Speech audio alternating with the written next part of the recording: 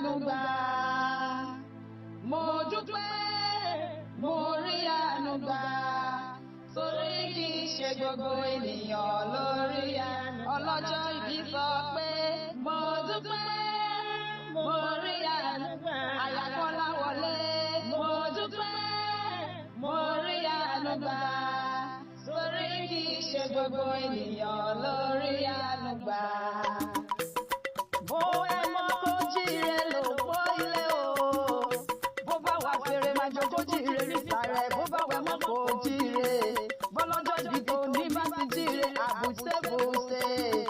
Àyàkọ́lá wọlé fàjọ ọdún. Àádọ́ta ọdún lórí òkè ìpẹ̀yẹ kì í ṣe kéré mi. Mo bá ọdún pẹ́, mo bá ọyọ̀, mo bá ọdún pẹ́ lọ́wọ́ Elédùmarè tó mú ọrọ̀jọ́ tó ní o. Màmá amòye Olúwa ẹ̀kọ́ àjọ ọdún orí kádùn. Ọdún ayọ̀, ọdún owó, ọdún ìdùnnú, ọdún ire lẹ́màṣẹ́ lágbára Elédùmarè ọba. Màmá amòye Olúwa mo bá ọkọ bẹ́rí fún Elédùmarè. Ọ̀pọ̀ ni wọ́n jọ bí tí wọ́n ò sí mọ́. Màmá amòrórè Olúwa kókó àṣeyẹ. Màmá amòfẹ́ Olúwa òní fọdún eléyìí ṣàṣemọ́ orógbó ajẹ́ ògbó.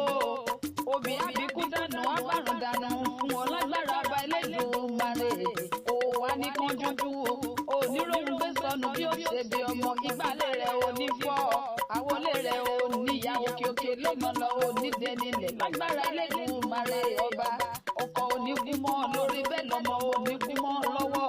Ìwọ gan ò ní dẹni àkọlẹ̀ lágbára Elédùmarè ọba. Ò ní fi rúdú sóko, ó wá nígbà wọn ọmọ rẹ̀ sìn.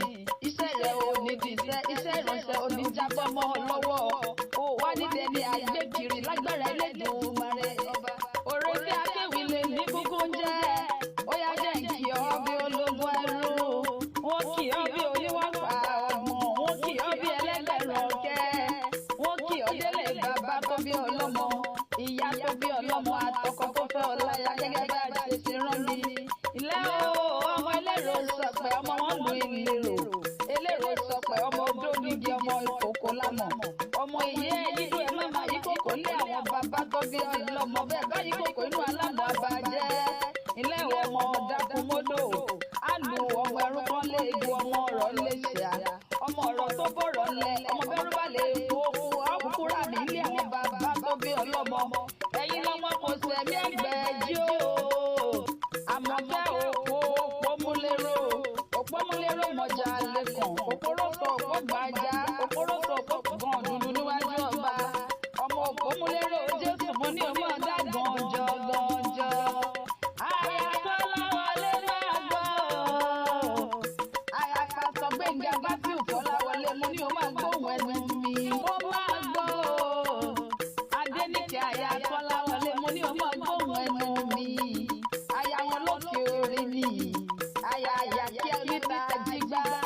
Àyàkí oníta àjígbá náà ó kiri àwọn kan tó fẹ́ ọ láyà. Aya bẹ́rù bá jẹ́ àgbá tiẹ̀.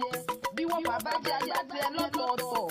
Ọmọ wòyíra, ó má bàa rẹ̀ ẹrúkẹ́rú ni wọ́n lé àwọn kan tó fẹ́ ọ láyà. Ẹrúkẹ́rú abilala lẹ́nu.